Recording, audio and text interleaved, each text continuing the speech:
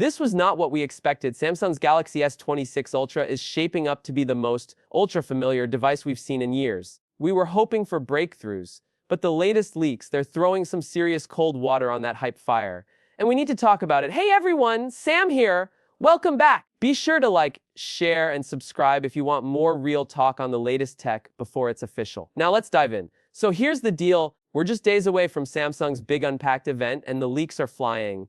But the biggest headline, the Galaxy S26 Ultra might look a whole lot like the S25 Ultra. And yep, even the S23 Ultra. That's right, the same battery, the same telephoto sensor, and possibly the same 200MP main camera. Let's start with the camera, because this is where things get frustrating. According to Fresh Info, the S26 Ultra will once again feature a 50MP telephoto lens with FevX optical zoom. The exact same one Samsung's used for 2 years already. Same sensor size, same 0.7 micron pixels, same PDF and OIS. If this feels like déjà vu, it's because it is. Now, I know what you're thinking. Come on, Samsung, give us something new! But hang on, there's a twist. Some leaks hint that Samsung might include 2 telephoto cameras this time. So, what if the 50MP is just one piece of the puzzle? Maybe the second lens will bring something wild, a 200MP periscope sensor, a new focal length. That's the wild card we're still hoping for. And while we're on the topic of reruns, let's talk about the main sensor. The S26 Ultra is expected to stick with the same 200MP shooter from the previous models. Is it good? Absolutely. But it's been done. Unless Samsung's cooking up a new version of that sensor with upgraded glass, faster autofocus, or AI tuning, it could feel like more of the same. And yes, likely the same 50MP sensor introduced in the S25 Ultra. But there's a glimmer of excitement. Some rumors point to Samsung reviving variable aperture, which would be huge. It means the camera could adapt more intelligently to lighting conditions, boosting low light performance without overexposing daytime shots. Combine that with whispers of a slimmer camera bump, and maybe, just maybe, we're getting a stealthy hardware refinement that matters more than megapixels. Now, let's talk battery and get ready to be underwhelmed. Yep, we're back at $5 again, just like the S26 Ultra.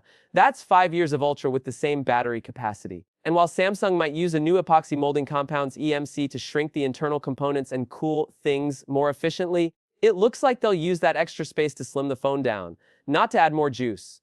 Which is a real head scratcher, because what users want isn't a thinner phone, it's one that lasts longer on a single charge. But don't write it off completely. There's a bright spot. ICE Universe notes that the S26 Ultra might support 65W's fast charging. Finally, that's a solid jump from the current 45W, and paired with next-gen chipsets, it could give us noticeable real-world battery life gains. It's not perfect, but it's progress. And then there's the competition. Apple's iPhone 17 Pro Max is rumored to be making big changes. Bold camera redesign, new battery strategy, and a sleeker, thinner body. If Apple goes hard, Samsung can't afford to coast. Especially not with this being their most premium Galaxy offering. Now, what about the S Pen? Still no Bluetooth. Samsung says less than 1% of users actually used Air Actions or remote shutter control, so they cut it. And sure, it saves cost, but it also strips away a feature that made the Ultra feel ultra premium. There's even a petition to bring it back, but with only a few thousand signatures, it's unclear if Samsung will budge. And then there's one more curveball, the return of the Galaxy Edge. According to recent reports, Samsung might drop the S26 Plus entirely and bring back the ETS branding. That would leave us with Galaxy S26 26 Edge and S26 Ultra, a cleaner, bolder lineup. And honestly, especially if the Edge gets design changes or an exclusive feature set. On the chipset front, Samsung's doubling down on its Exynos comeback. The S26, S26 Edge, and S6 if it sticks around will run on the new Exynos 2600. Built on a 7 process, the Ultra meanwhile keeps its exclusive Snapdragon 8 Gen 2 Elite.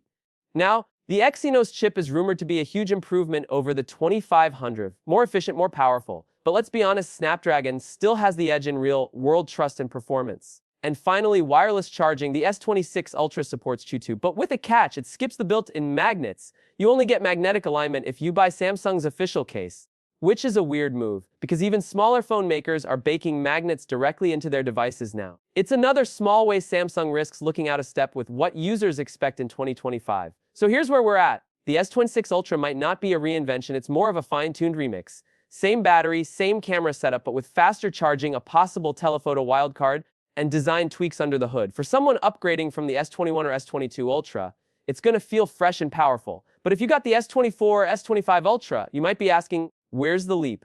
There's still time for Samsung to flip the narrative. Maybe there's a surprise sensor. Maybe AI upgrades will completely redefine how these cameras shoot. But based on what we know now, the Galaxy S26 Ultra feels like it's playing it safe. Now I want to know what you think. Are you cool with refinement over revolution? Or were you hoping for something bolder? Let's talk in the comments. And don't forget to like this video, share it with your fellow tech nerds, and hit that subscribe button so you don't miss the next wave of leaks. We're just getting started.